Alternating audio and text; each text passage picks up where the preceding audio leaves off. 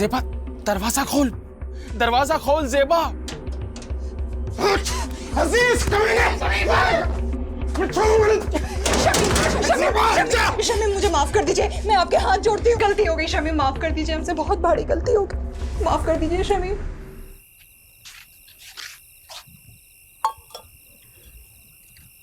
वैसे आज चांद बड़ा सुंदर लग रहा है, नहीं? तुम इसी चांद को देखकर खुश होते रहो, क्योंकि तुम्हारा चांद तो आ रहा है अब हमारे पास। क्या मतलब? चिंकी की बात कर रहे हैं बे। सच कह रहे हैं, भूल जाओ चिंकी को, क्योंकि अब वो हमारी गर्लफ्रेंड हो गई है। ऐसे कैसे? कल शाम तक तो हमारे साथ थी। हाँ, पर कल रात को हमको गाल पर पप्पी देकर गई, इसलिए अब वो हमारी है। ये कहाँ हुआ? हमारे सपने में हुआ बे, और कहाँ होगा। देखा, डरा दिया ना तुमको। हाँ रे, सच में। तो क्या सोचो? क्या सोचेंगे? कुछ भी नहीं। चलो तुमको एक मज़ेदार कहानी सुनाता है। एक आदमी था, भोला भाला, घर परिवार वाला। एक रात को ऐसा हुआ कि वो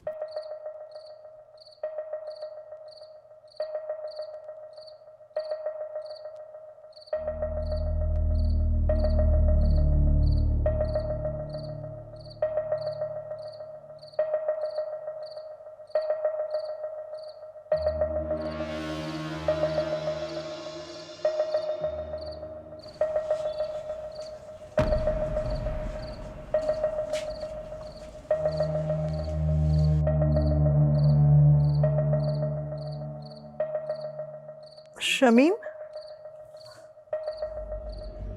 ये इतनी रात को कहाँ जा रहे हैं? तुम सो जाओ ज़ेबा, जल्दी ही आ जाऊंगा। और इस थैले में क्या है? पानी की बोतल है, और क्या है। ज्यादा सवाल मत करो ज़ेबा, जल्दी ही आ जाऊंगा, तुम चुपचाप सो जाओ।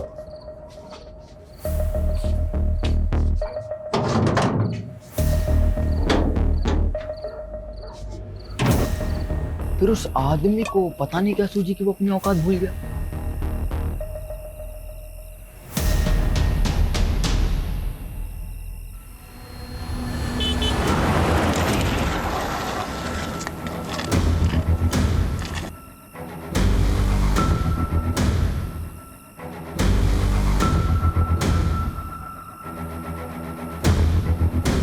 फिर क्या हुआ? फिर वही हुआ जो नहीं होना चाहिए था। क्या मतलब?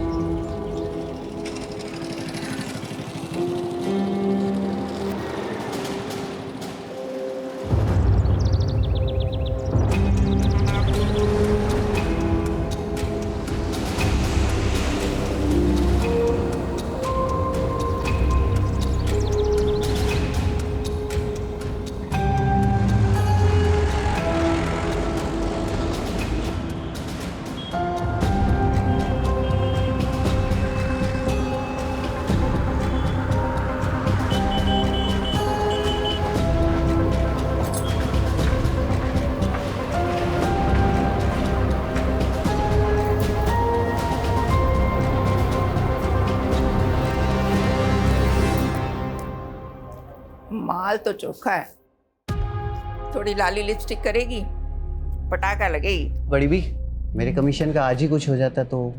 गुड्डू, जी बड़ी भी। इस कुत्ते का मुंह बंद कर, पैसे ठूस कर।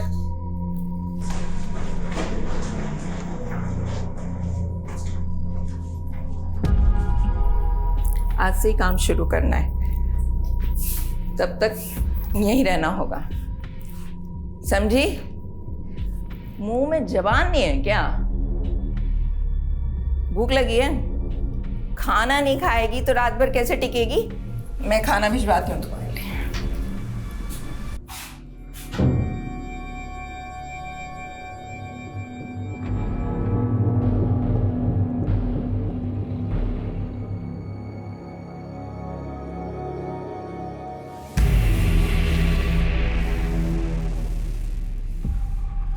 अरे कहाँ है? ए लड़की, कहाँ गई वो? वे कहाँ है वो?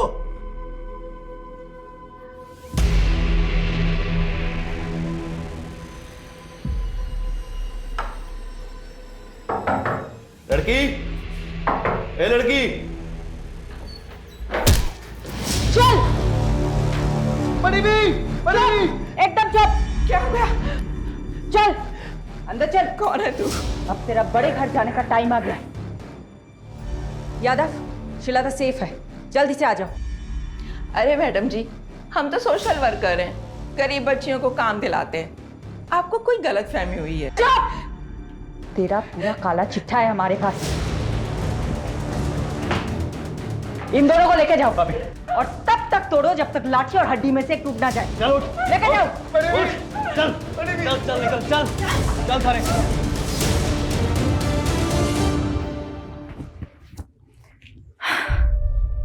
श्वेता बेटा, ठीक हो तुम? कुछ नहीं होगा तुम्हें, ओके? तुम सेफ हो। जल्दी से अपने मम्मी पापा के पास पहुंच जाओगी। डोमेस्टिक हेल्प सर्विस एजेंसी के नाम पर झारखंड, बिहार और नॉर्थ ईस्ट की लड़कियों को लाया जाता था और उन्हें डराकर, नशे की आदत डालकर प्रोस्टिट्यूशन में ढकेला जाता था। कौवा से वे अंडी, कोयला के लेवे। तू जलेबी ना तले चौधरी, सीधा बोल। बोलना क्या है सर जी, आप खुद ही समझदार हो। देखिए, मैंने अकेले ने कुछ भी नहीं किया है, ये एक टीम वर्क था। इस ऑपरेशन की सक्सेस के पीछे सबसे बड़ा हाथ सब इंस्पेक्टर अजय यादव का है। उनकी सूझबूझ और उनके खबरी नेटवर्क के सपोर्ट से ही हम इस गिरोह को पकड़ पाए हैं। Sub inspector Ajay Yadav, media को ब्रीफ दीजिए इस ऑपरेशन की। सर, ये ऑपरेशन की शुरुआत कब हुई? जी वो 7 महीने पहले कोची पुलिस के पास एक औरत ने मिसिंग रिपोर्ट लिखाई थी, अपनी बेटी श्रीलता की। उनका कहना था कि नौकरी का लालच देकर कोई उनको अपने साथ दिल्ली ले आया था। कितने समय से एक्टिव था उनका गिरोह? लगभग 1 साल से। और यहाँ से हमने 18 लड़कियों को रेस्क्यू किया, जिनको सेम मोडस ऑपरेंडी से ट्रैप किया गया था। हमने अभी तक एक ही गिरोह को पकड़ा है। जो भी इस रैकेट के साथ जुड़े हुए हैं, अब उन सबकी बारी है। ज़ेबा, फिक्र मत कर, समीम भाई जल्द लौटेंगे। राना खाला, जरा 1 मिनट। हाँ, क्या हुआ रकीब? क्या बोलूँ खाला, अब्बू के जाने से अम्मी का हाल बुरा, ऊपर से पैसों की किल्लत, 2 वक्त का खाना और दूध के भी पैसे नहीं है।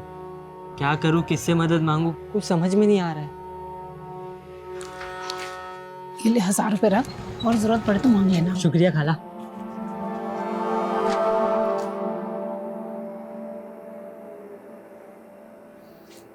अजीज, शमीम का कुछ पता चला क्या? पुलिस ने कहा है कि वो पता लगाएगी शमीम का। वैसे मुझे नहीं लगता वो लोग कुछ करेंगे।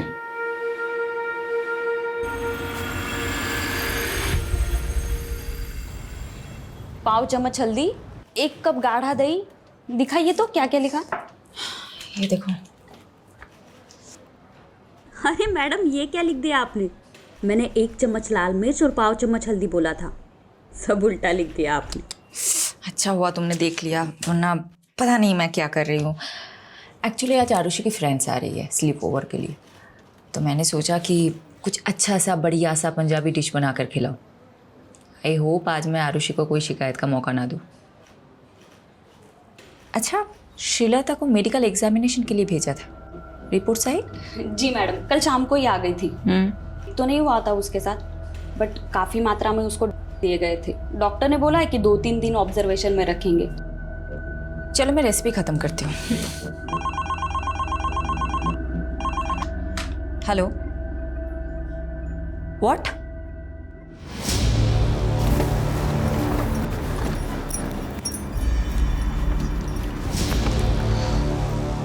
जय हिंद मैम।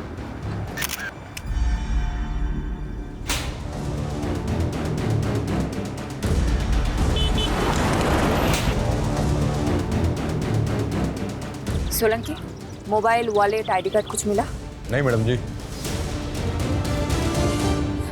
सोलंकी, पोस्टमार्टम के लिए गाड़ी को बुलाया कि नहीं? हाँ बोला सर। बोल दिया ना? कब तक आ रहे हैं? बस 10 मिनट बाद बताऊँ। फिर चेक कर ले एक बार। क्राइम सीन के पास और कुछ नहीं मिला, मर्डर वेपन भी नहीं। मैडम, पोस्टमार्टम रिपोर्ट आ गई। और विक्टिम की उम्र 45 से 50 के बीच में, और बॉडी पे 10 से ज़्यादा घाव थे। और घाव को देख के ऐसा लगता है जैसे तेज़धार शूले से किए गए। मर्डर कब हुआ होगा? बॉडी तो काफ़ी सड़ चुकी है। देख के लगता है 4 से 5 दिन तो हो ही क्यों। मैडम एक काम करता हूँ, विक्टिम के डिस्क्रिप्शन से मेल खाती हुई मिसिंग रिपोर्ट में आसपास के थाने में चेक करवाता हूँ। वैसे मैडम मैं एक बात बताना भूल गई। हॉस्पिटल से कॉल आया था, श्रीलता की हालत अब काफ़ी बेहतर है। 1-2 दिन में डिस्चार्ज मिल जाएगा और परसों की ट्रेन है उसकी। पारुल एक काम करना, कल तुम श्रीलता से मिलना। और ये लो, इस पैसों से उसे एक मोबाइल खरीद देना। और परसों तुम खुद जाना उसे स्टेशन छोड़ने। ओके? शेल्टर होम की केयरटेकर जाने वाली मैडम। फिर भी जाना है तुम्हें। यादव सर ना सही कहते हैं, आप हर केस को काफ़ी पर्सनली क्यों ले लेते हो? जब तुम खुद माँ बनोगी तब समझ जाओगे। मैडम किस्मत साथ दे रही है हमारा इस केस में। ओके, विक्टिम की डिस्क्रिप्शन से मेल खाती हुई मिसिंग रिपोर्ट हमें मिल गई। डिटेल्स बताना। डिटेल्स मैम, 6 दिन पहले नॉर्थ दिल्ली के निर्मल नगर थाने में शमीम खान नाम के एक आदमी की मिसिंग रिपोर्ट लिखाई गई थी। उम्र 45 साल, बीवी और बच्चे के साथ रहता था।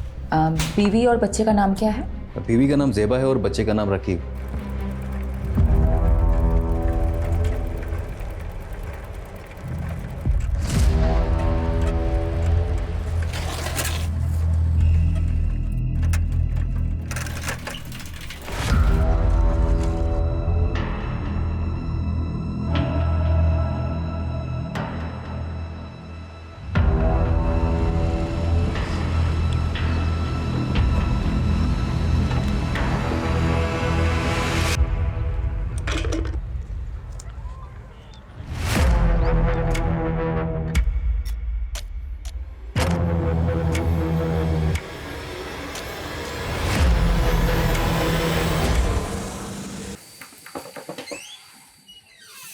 पाटी सर, आपने बुलाया मुझे? इधर आ, ये देख जरा। क्या हुआ सर? धोखा मेरे साथ, धोखा। नहीं सर, मैं तो रोज 9 घंटे की पाली खत्म करके ही निकलता हूँ।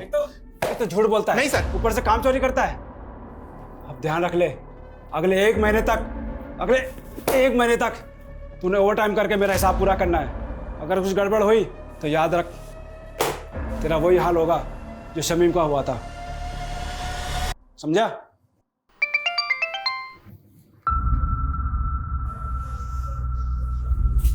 ये क्या है?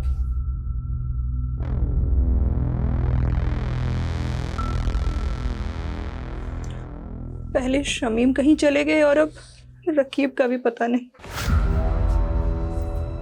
कुछ पता चला रकीब का? नहीं, लेकिन मैंने रकीब के कुछ दोस्तों से बात की।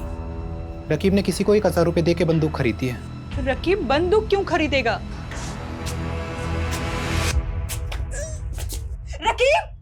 रकीब! और बंदूक क्यों खरीदी तूने? कुछ गलत किया है तूने? कहीं इन सब का ताल्लुक शमीम भाई के गायब होने से तो नहीं है? क्या जानता है तू शमीम भाई के बारे में?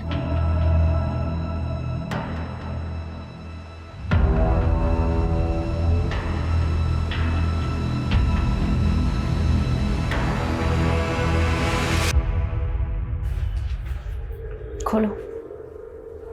नहीं, ये मेरे शौहर नहीं है। ये शमीम भाई नहीं है मैडम। चलो ज़ेबा। रुकिए। सोलंकी,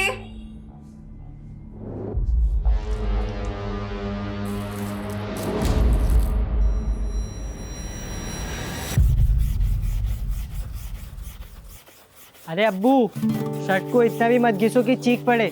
शर्ट चीखेगी नहीं बेटा, चमक उठेगी।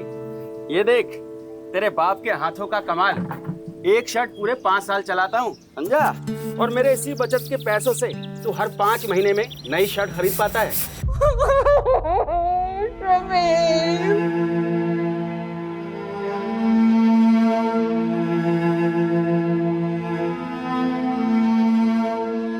देखिए मैं जानती हूँ ये सही समय नहीं है बात करने का, लेकिन शमीम की हत्या हुई थी और हत्या को 6 दिन हो चुके हैं। शमीम की किसी के साथ अनबन, झगड़ा, कुछ भी? ऐसा कभी कुछ नहीं हुआ था।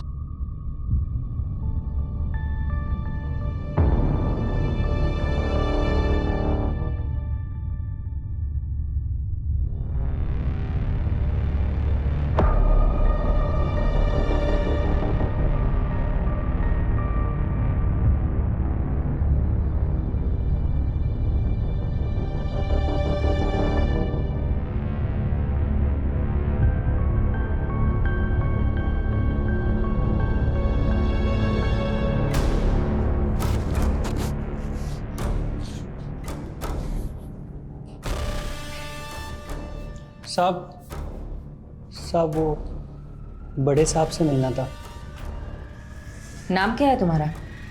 बाबू। बाबू पक्का यही था वो? कितनी बार बताया साहब, 100% यही था। 2 आदमियों ने इसे पीछे से पकड़ रखा था और एक आदमी इसको चाकू मार रहा था। हमारे पास इतने दिन बाद क्यों आए? मैडम जी, दिल्ली में नया हूँ और किसी को जानता भी नहीं, और फिर पुलिस स्टेशन में आने से हर कोई डरता भी तो है। तो फिर बाबू अचानक तेरी अंतरात्मा कैसे जागे? हाँ साहब, पेपर में पढ़ा कि इसका कातिल अभी तक नहीं मिला, तो मुझे ख्याल आया कि वो किसी का पति, किसी का भाई होगा शमीम, और उसे इंसाफ तो मिलना चाहिए ना। और मैं मुझे किसी लफड़े में नहीं फंसना। बाबू मेरी बात अच्छे से सुनो जी। इस शामीम को 3 लोगों ने मारा है। उनका हुलिया पहचान सकते हो? चित्र बनवा सकते हो? शक्ल तो याद है मुझे मैम, रोज रात को सपने में आते हैं तीनों कमीने।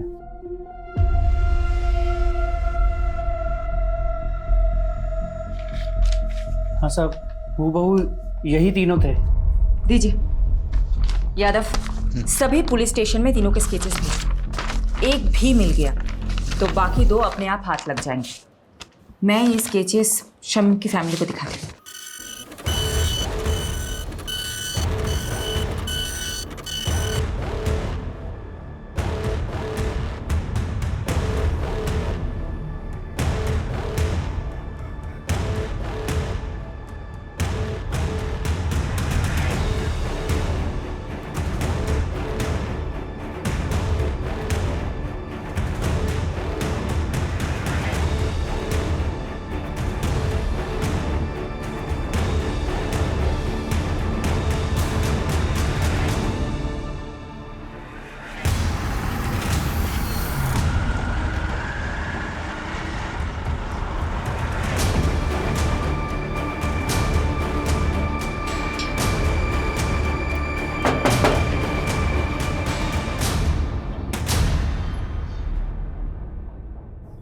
सेबा, तुमने हमें बताया था कि शमीम की किसी के साथ दुश्मनी नहीं है, लेकिन हमें एक आई विटनेस मिला है जिसने 3 लोगों को शमीम को मारते हुए देखा था।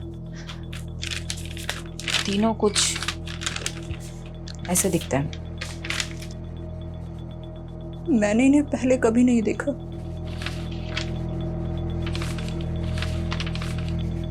जिस रात शमीम गए थे तभी मुझे अजीब लग रहा था।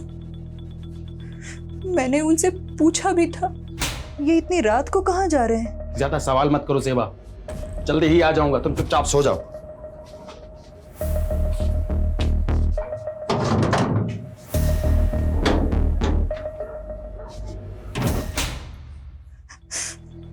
बस थैली लिए और चले गए।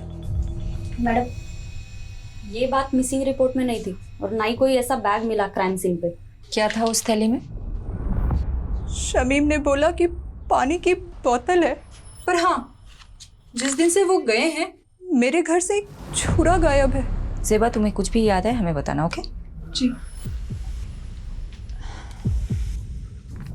राकीब, तुम हमें कुछ बताना चाहते हो? ये चोटें कैसे लगी है तुम्हें? वो कल रात मेरे दोस्त करीम से लड़ाई हो गई मेरी। शमीम घर से छुरा लेके निकला था, कहीं ऐसा तो नहीं शिकारी खुद ही किसी का शिकार हो गया?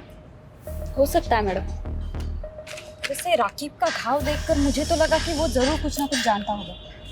सख्ती से पूछे क्या? नहीं नहीं, माइनर है, कोई और तरीका आजमाना होगा।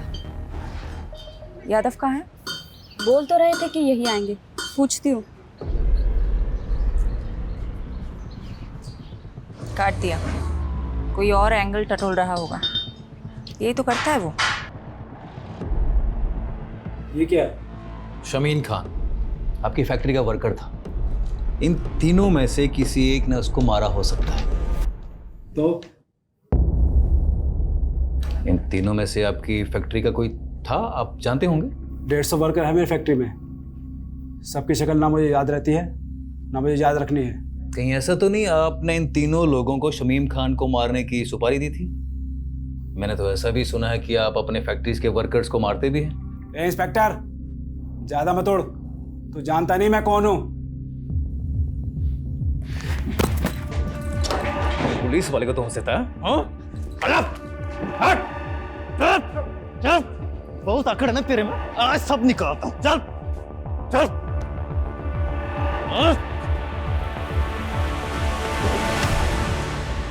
अगली बार घसीटता हुआ सीधा थाने ले जाऊंगा। दोबारा पुलिस के सामने इज्जत से पेश आना। चल।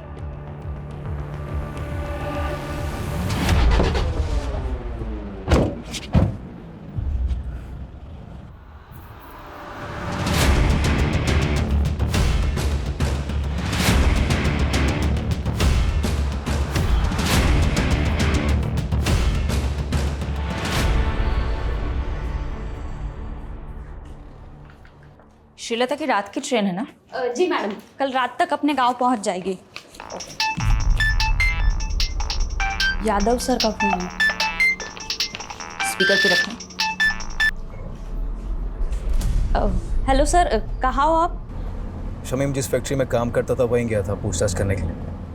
पर पारुल एक काम करना, अभी मैडम को मत बताना। यादव, फोन स्पीकर पे है।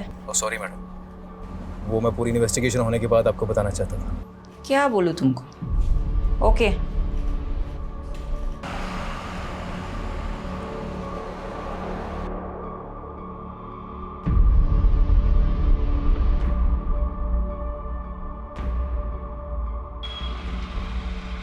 तो देखा क्या? हाँ सर, देखा देखा सा तो लग रहा है।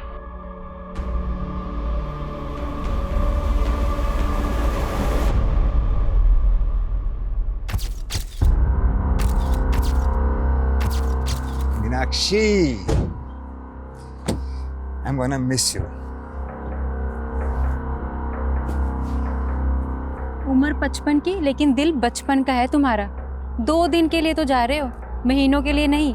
हाँ, लेकिन शादी के इतने सालों में भी 2 दिन भी मैं तुमसे दूर कहाँ रहा हूँ कभी। डॉक्टर हर्षवर्धन, मैं तो रेडी थी सूरत जाने के लिए, तुम ही ने तो मना किया ना। अब 2 दिन के लिए तुम मेडिकल कॉन्फ्रेंस में जाके क्या करती? नेक्स्ट मंथ मॉरिशस में एक मेडिकल सेमिनार है, उसमें चलेंगे ना साथ? ठीक है, चल bye.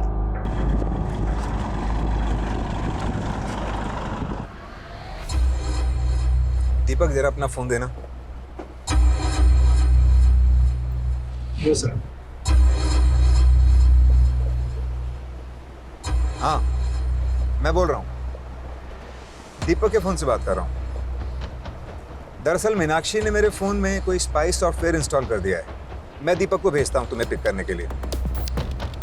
Love you, bye. Sir, इसके बारे में मालूम चलते फ़ोन मारता हूँ मैं आपको। पता कर। अच्छा, वो रकीब का बायोडाटा निकाला क्या? हाँ सर, पता किया ना सर। राकिब क्या छोटी सी उम्र में गलत लफड़ों में फंसा। भीमलाल नाम का एक बैटिंग माफिया है, उसके साथ जोड़ा। भीमलाला कहीं वही तो नहीं जो बेल से छूटने के बाद लॉटरी के धंधे में घुस गया? वही वाला सर। सर हुआ क्या, जब भी शमीम गायब हुआ ना, राफिक को सीधा शक भीमलाला पे गया और वो उससे मिलने चला गया। ए, क्या कर रहा है ये? पागल हो गया? सर मारने गया था, मार खा के आ गया। सब मेरी गलती, मेरी वजह से अब्बू की जान गई। मुझे ऑनलाइन गेम की लत लग गई थी, जिसमें आप बहुत सारे पैसे कमा सकते हो। भीमलाल अपना मोबाइल और पैसे देता था मुझे गेम खेलने के लिए। ज़्यादा पैसे कमाने की लालच में 2 लाख रुपए कर्ज हो गए मुझ पर। भीमलाला पैसों की वसूली के लिए हमारे पीछे पड़ गया था। उस दौरान अब्बू अजीज अंकल के साथ बिजनेस शुरू करने का प्लान बना रहे थे। अजीज अंकल के दिए हुए 60,000 रुपये मैंने चुरा लिए और भीमलाला को दे दिए। बस बाकी के 1,40,000 कब देगा? वही ब्याज के साथ? दे दूंगा, जल्दी दे दूंगा। लेकिन अब्बू को पता चल गया कि वो पैसे मैंने लिए। बता क्या क्या तूने तेरी वजह से सब कुछ हुआ है। माफ कर दो। क्या जवाब दूं अजीज भाई को? मुझे मारो। क्या कर रहा है? क्या कर रहा है? पागल हो गया है क्या? सुन बेटा, क्या हुआ है? हाँ, हमें बता क्या हुआ है, हम कोई तरकीब निकालेंगे। बोल बेटा। लाला जी, मैं धीरे धीरे आपका सारा कर्ज चुका दूंगा। धीरे धीरे नहीं, जल्दी जल्दी। 15,000 रुपये महीना चाहिए मेरे को तेरे से। तू 15,000? पर लाला जी इतनी तो मेरी कमाई भी नहीं है, कहाँ से लाऊंगा मैं 15,000? ठीक है, हर महीने 5,000 रुपये, उससे एक पैसा कम नहीं। अब्बू ने कई महीने तक पैसे दिए, लेकिन फिर भी काफ़ी रकम बाकी थी। उसका ब्याज बढ़ता ही जा रहा था। क्या उस रात शमीम लाला को माने उसके घर गया था क्या?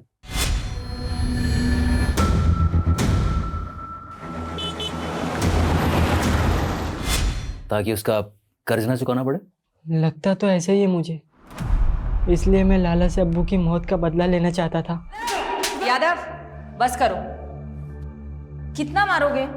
मर जाएगा ये। देखो लाला, ये बहुत जिद्दी है, इसलिए तुम्हारे लिए यही अच्छा होगा कि तुम सब सच बता दो, नहीं तो ये तुम्हें मारता ही रहेगा। मैंने नहीं मारा शमीम को, आप खुद ही सोचो। सोने का अंडा देने वाली मुर्गी थी वो, मैं उसे क्यों मारूंगा भला? क्योंकि शमीम तुम्हें मारने आया था, इसलिए तुमने अपने उन 3 साथियों के जरिए उसे मरवा दिया। मैडम, ये देखो। मैं इन तीनों को नहीं जानता। लगता है जैसे इसे मारने का शौक है, तुम्हें मार खाने का शौक है। ठीक है, करते रहो अपने अपने शौक पूरे। चलो चालू हो जाओ। I will call you back. Deepak, जी मैम। साहब को छोड़ा है एयरपोर्ट? जी मैम, छोड़िए। रास्ते में कहीं रुके थे? नहीं तो मैडम, घर से सीधा क्लिनिक और फिर क्लिनिक से शाम को एयरपोर्ट। तो गाड़ी रोहिणी में क्या कर रही थी दोपहर को? कार का जीपीएस मेरे फोन से कनेक्टेड है, झूठ मत बोलना। क्या साहब की माशूका रोहिणी में रहती है? ये सब आप मुझसे मत पूछिए, मैं आपको इस बारे में कुछ नहीं बता सकता, प्लीज। दीपक, दीपक,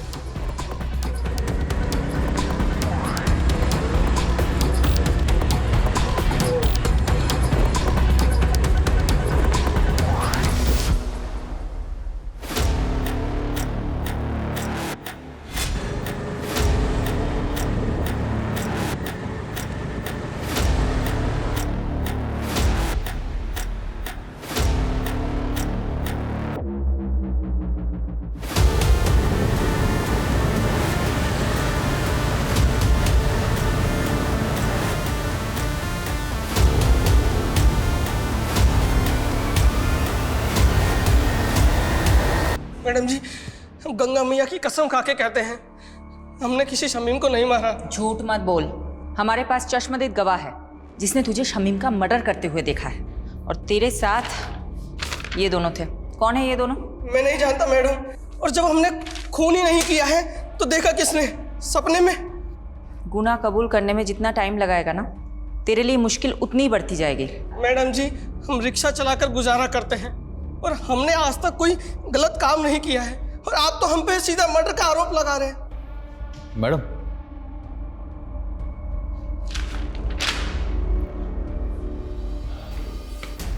बोलो। हाँ, जीतू के बारे में पता किया मैंने, उसकी मोहल्ले से। काफ़ी शरीफ आदमी है, कोई क्रिमिनल रिकॉर्ड भी नहीं है इसे। हो सकता है ये मर्डर से डेब्यू किया हो। इसे थोड़ी अपनी वाली ट्रीटमेंट दो, शायद सच उगल दे। और मैं पारुल को बोलती हूँ, शहर के सारे पुलिस स्टेशन में पता करे जीतू का कोई क्रिमिनल रिकॉर्ड है या नहीं।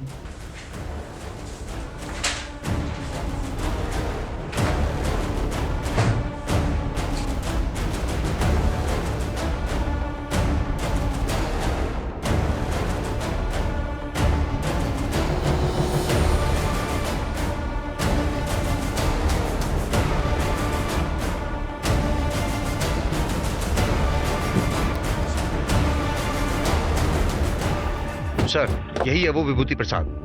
अरे कुछ नहीं किया तूने, वैसे घुमाने लेके जा रहा है। मैंने क्या किया साहब? लेके डाल इसको। मुझे कहाँ लेके जा रहे हो? लेके चल इसको। जैसी करनी वैसी भरनी।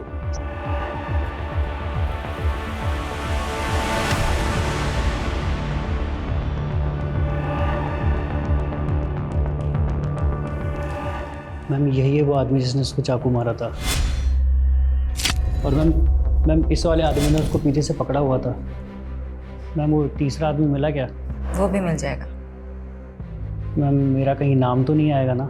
फिक्र मत करो, तुम जा सकते हो बाबू। जी मैम। मैडम, विभूति प्रसाद एक नंबर का बदमाश आदमी है। कुछ महीनों पहले ये थाने में अपनी मिसिंग बाइक की कंप्लेंट करने आया था। सब रुकिए सब यही करो चोर। सर ये झूठ बोल रहे हैं, हमने कोई बाइक चोरी नहीं की, बल्कि यही हमें परेशान करता रहता है। सब ये एक नंबर का झूठा है साहब। क्या सबूत है तुम्हारे पास? सबूत है हमारे पास, ये देखिए। ये आप ही का बेटा है ना? हाँ सर। बुलाइए इसे। साहब ये झूठ बोल रहे हैं, इनकी बाइक रास्ते में खड़ी थी, वो तो मैंने बस साइड कर दी। बाइक तो चोरी हुई है ना, और आखिरी बार बाइक के साथ आपके लड़के को देखा गया था, इसलिए पूछताछ के लिए इसे हमें थाने ले जाना पड़ेगा। चलो। मैडम, वो बाइक तो बाद में मिल गई, लेकिन कुछ दिनों बाद विभूति फिर से आया। आप मार डालो, देखिए ना, पता नहीं कौन से जन्म का बदला ले रहे हैं बाप बेटा मुझसे। ये क्या नाटक है विभूति? नाटक नहीं, अटैक हुआ मेरे पे, अटैक इसके बेटे ने किया साहब। सर ये झूठ बोल रहा है, पहले भी इसने मेरे बेटे को फंसाया, अब दोबारा फंसा रहा है मेरे बेटे को। देखिए अनिल जी, डॉक्टर ने इन्हें एग्जामिन किया है और इसीलिए हम लोग यहाँ पर आए हैं। हमें आपके बेटे से कुछ पूछताछ करनी है, बुलाइए उसे। सर वो घर पे नहीं है। आप अपना तलाशी लीजिए अंदर। वो घर पे नहीं है, मेरा यकीन कीजिए। ठीक है, वो जैसे ही घर पर आए भेजो उसे हमारे पास। जी। इन्वेस्टिगेशन से पता चला कि अनिल और उसका बेटा वाकई शरीफ आदमी है, लेकिन ये विभूति एक नंबर का सरफिरा है। ये विभूति उन लोगों को क्यों परेशान कर रहा था? दरअसल मैडम, ये अनिल और उसके बेटे की जमीन हथियाना चाहता था, वो भी सस्ते दामों में, और अनिल उसे बेचना नहीं चाहता था। बस तभी उसने ये ड्रामा खेला। कौन था तेरा तीसरा साथी? कौन तीसरा साथी? क्या कह रहे हो आप? देख विभूति, सीधी तरह बता दे, शमीम के खून में तेरे और जीतू के अलावा वो तीसरा बंदा कौन था? वरना बहुत पीटेगा तू। हाथ मत लगाना मुझे, वरना पूरे डिपार्टमेंट को कोर्ट में घसीटूंगा मैं। तू यहाँ से जाएगा तब ना। तुझे क्या लगता है झूठा केस फाइल करना सिर्फ तुझे ही आता है? हम भी कर सकते हैं। मैडम फोन है आपके लिए। हेलो शिफाली दी, मैं श्रीलता। श्रीलता, कैसी हो तुम? मैं ठीक हूँ, थैंक यू दीदी। ये लीजिए, अम्मा से बात कीजिए। मैडम आप हमारे लिए भगवान, आपका बहुत बहुत थैंक यू। अरे आप मुझे थैंक यू मत बोलिए, आप बस अपना और श्रीलता का ख्याल रखिए, उसे खूब पढ़ाइए। मैं आपके टच में रहूंगी। जी मैडम। बाय। हाँ यादव बोलो। मैडम, स्केच वाले तीसरे बंदे का पता चल गया, मैं घसीटते हुए उसे थाने लेकर आता हूँ, आप वेट कीजिए। बस बस बस, यही है सर। ठीक है, यही वाला सर। एक बार आप बंदे को देख लीजिए, फिर दे दीजिए। क्यों, क्या हो? स्केच से शक्ल तो मिलती है ना? स्केच से शक्ल तो हूबहू मिलती है, तो लेकिन फिर भी मुझे डाउट हो रहा है। क्या मतलब, कोई डाउट है क्या? अब सर आप खुद ही देख लीजिए। क्या बकवास है ये? आप कह रहे हैं कि मैंने, डॉक्टर हर्षवर्धन ने एक फैक्ट्री वर्कर का कत्ल किया है, वो भी किसी सिरफिरे और ऑटो रिक्शा वाले के साथ मिलकर? देखिए डॉक्टर हर्षवर्धन, हमारे पास आपके खिलाफ सबूत हैं। आप जानते हैं हम किससे बात कर रहे हैं? देखिए अब जो भी है, हम सिर्फ अपना प्रोसीजर फॉलो कर रहे हैं। ठीक है, तो अब मैं प्रोसीजर ही फॉलो करूंगा, और अब मैं नहीं, मेरा लॉयर आपसे बात करेगा।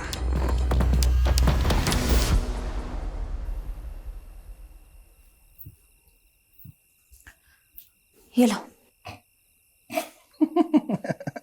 हाँ हाँ, सब हंस रहे हैं मुझ पर, तुम भी हंस लो।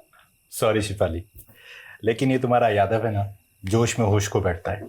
गलती सबसे होती है, इट्स ओके। ये गलती नहीं, ब्लंडर था। सीमोन किसी आई विटनेस ने बोल दिया और तुम लोग शहर के नामी डॉक्टर हर्षवर्धन को अरेस्ट करने के लिए निकल पड़े। क्या फ़ायदा हुआ?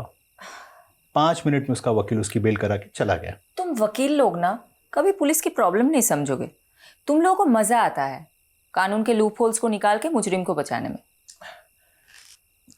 तो अब तुमने ये डिसाइड कर लिया कि डॉक्टर हर्षवर्धन मुजरिम है? नहीं नहीं, मैं एक जेनरिक बात कर रही थी।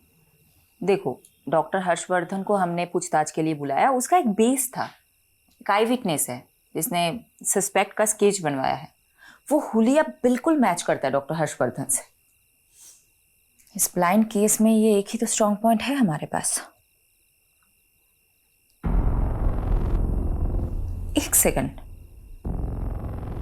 अब मुझे समझ में आ रहा है, अब मुझे एक्चुअल में समझ में आ रहा है क्यों हम गोल गोल घूम रहे थे इस केस में। Thank you for your help. Sorry madam, मेरी वजह से आपको कमिश्नर सर से बात सुननी पड़ी। यादव, ये सब कुछ छोड़ो। पारुल, मुझे इतना बताओ, विभूति प्रसाद, ऑटो ड्राइवर जीतू और डॉक्टर हर्षवर्धन, इन तीनों के कॉल रिकॉर्ड्स चेक किए? जी मैडम, शक करने वाली कोई बात नहीं मिली। इन तीनों के बीच में कोई कम्युनिकेशन? पिछले 1 साल के कॉल रिकॉर्ड्स में तो इन लोगों की आपस में कोई बात नहीं, और ना ही इन तीनों में से किसी का फोन लोकेशन क्राइम सीन के पास मिला। नाउ थिंक, तीनों अलग अलग एरिया के लोग हैं। इन तीनों का आपस में या शमीम के साथ दूर दूर तक कोई कनेक्शन नहीं मिला। इन तीनों को शमीम से जोड़ने वाला एक ही इंसान है, बाबू। और एक खास बात, ये आई विटनेस बाबू खुद चलकर हमारे पास आया था, राइट?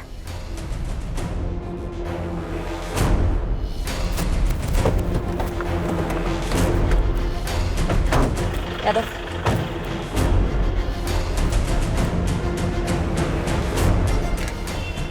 पता लगा? आसपास पता करो बाबू कहाँ है।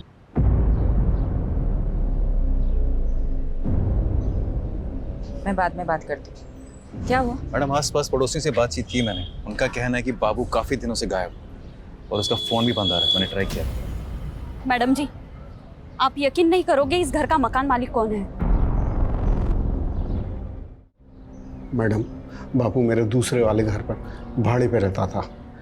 जब विभूति ने मेरे बेटे राकेश पर इल्ज़ाम लगाया ना, तो मैंने ही राकेश को बाबू के साथ में उस घर में रहने के लिए बोल दिया था, छुपा दिया था उसको। वो घर पे नहीं है, मेरा यकीन कीजिए। ठीक है, वो जैसे ही घर पर आए भेजो उसे हमारे पास।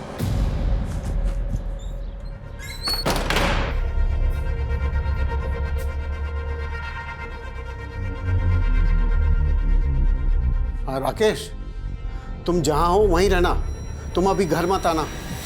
फिर मैडम, राकेश ने बाबू को विभूति के बारे में सब कुछ बता दिया कि वो कैसे हमको तंग करता था। बाबू ने हमको कहा कि वो हमारी मदद करेगा, और बाबू ने झूठी गवाही दी ताकि विभूति पर खून का इल्जाम लग जाए और आप उसे सबक सिखा सके, राइट? जी हाँ मैडम। लेकिन मैडम, आप नहीं जानती कि विभूति ने हमको किस कदर तंग करके रखा हुआ था। अच्छा, ये बात बताओ, बाबू ने फोकट में मदद की तुम्हारी? जी मैडम। ये बाबू कहाँ है? मैडम पता नहीं, 3-4 दिन से घर बंद करके कहीं गायब हो गया मैडम।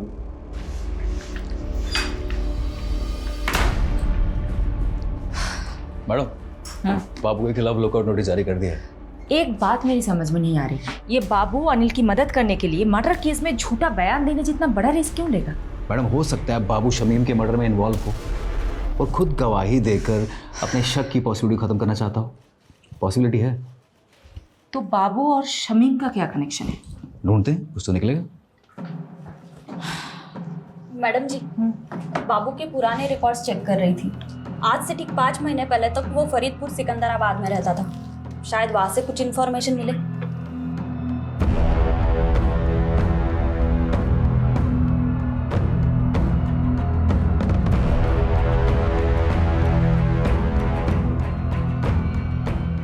मैडम, बाबू और बिलाल इसी गांव का रहने वाला था। 16 साल की उम्र में उसने अपने दोस्त की हत्या की थी। तब से वो गांव छोड़ के फरार हो गया था। सबूत ना होने की वजह से आरोप कभी साबित ही नहीं हो पाया और आज तक ये नहीं पता चल पाया कि बाबू ने अपने दोस्त को मारा क्यों। लेकिन यादव, बाबू के पास्ट के साथ शमीम का क्या कनेक्शन है? शमीम से कोई कनेक्शन नहीं है मैडम, लेकिन रेहाना से। अजीज की बीवी रेहाना बाबू की कजन थी।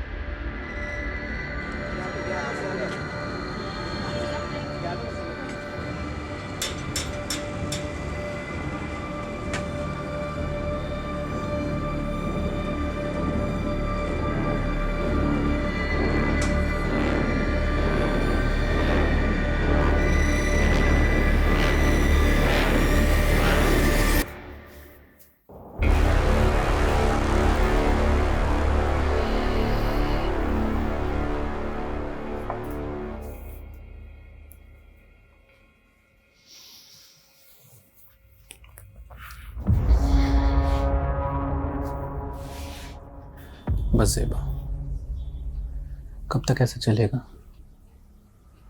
मैं तुम्हें अपना बनाना चाहता हूँ, तुमसे निकाह करना चाहता हूँ। अजीज, हमारे बीच जो कुछ भी हुआ वो गलत था, जिसकी सजा भुगत रही हूं मैं। शमीम की रूह को मैं और तकलीफ नहीं देना चाहती। ऐसा मत करो ज़ेबा, मैंने सब कुछ तुम्हारे लिए किया है।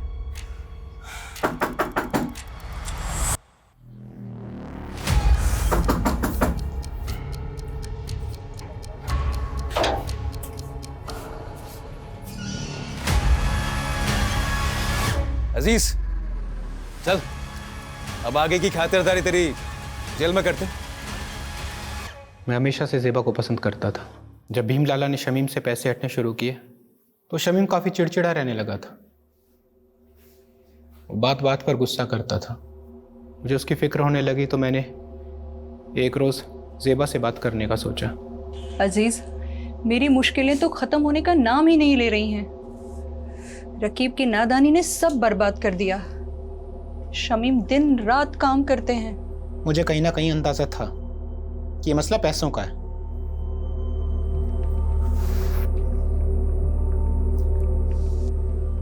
ये रखो, रखो इसको।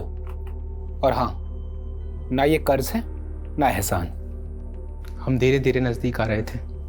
ज़ेबा भी मुझे पसंद करने लगी थी। लेकिन एक दिन शमीम को सब पता चल गया। ज़ेबा, ज़ेबा, दरवाजा खोल, दरवाजा खोल ज़ेबा। अजीज, शमीम, मुझे माफ कर दीजिए, मैं आपके हाथ जोड़ती हूँ। गलती हो गई शमीम, माफ कर दीजिए, हमसे बहुत बड़ी गलती हो गई, माफ कर दीजिए शमीम। उस दिन के बाद से सब खत्म हो गया था। ज़ेबा ने मुझसे मिलना छोड़ दिया था, लेकिन मेरे जहन में दिन रात सोते जागते सिर्फ ज़ेबा का ही ख्याल था। तो ज़ेबा को पाने के लिए शमीम को रास्ते से हटाने का प्लान बनाया तुमने? हाँ, बाबू मेरी बीवी रेहाना के गांव का रहने वाला था।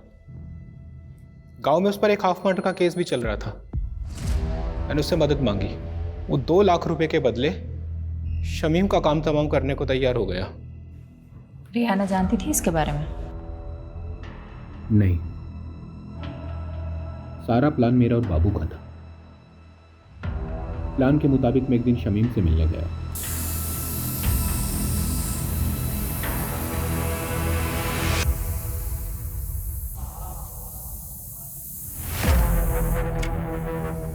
शमीम भाई,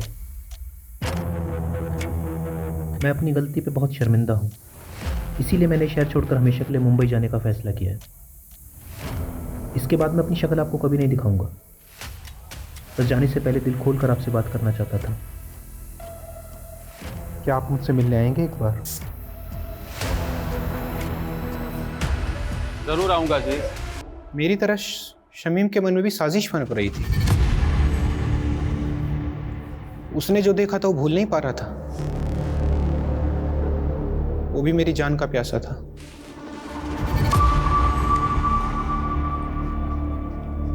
अरे शमीम भाई, बहुत बहुत शुक्रिया आप आए। सच बहुत खुशी हुई। और अब अफसोस होगा कमीने। छोड़ूंगा नहीं, तूने मेरे साथ गद्दारी की। माफ करना शमीम भाई, लेकिन ज़ेबा सिर्फ मेरी। हम जानते थे कि एक न एक दिन आप हम तक जरूर पहुंचोगे। इसीलिए बाबू ने आई विटनेस बनने का प्लान बनाया ताकि आपको भटका सकें। बाबू ने विभूति प्रसाद, जीतू और डॉक्टर हर्षवर्धन का नाम क्यों लिया था? ऐसा कुछ सोचा नहीं था। बाबू के दिमाग में जो हुलिया आया वो बयां करता चला गया। इरादा सिर्फ आपको भटकाने का था।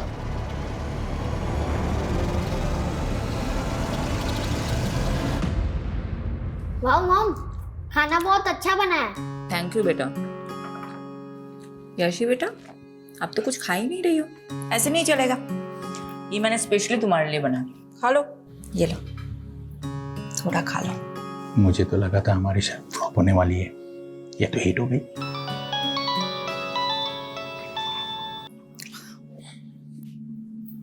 हाँ यादव, बोलो। मैडम, बाबू पकड़ा गया। माऊ में जाकर छिपा था। उसने बताया जीतू और डॉक्टर हर्षवर्धन का नाम क्यों लिया था? बदला लेने के लिए। बड़ी अजीब कहानी है मैडम।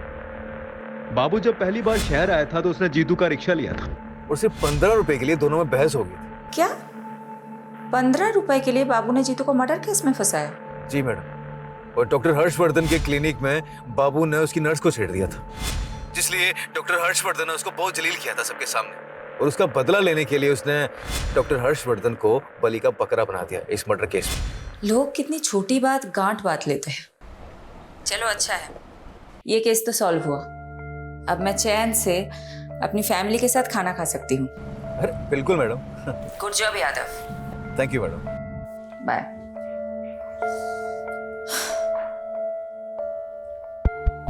अच्छा सुनो, तुम सब कौन सी मूवी देखोगे, एक्शन या कॉमेडी? Action movie.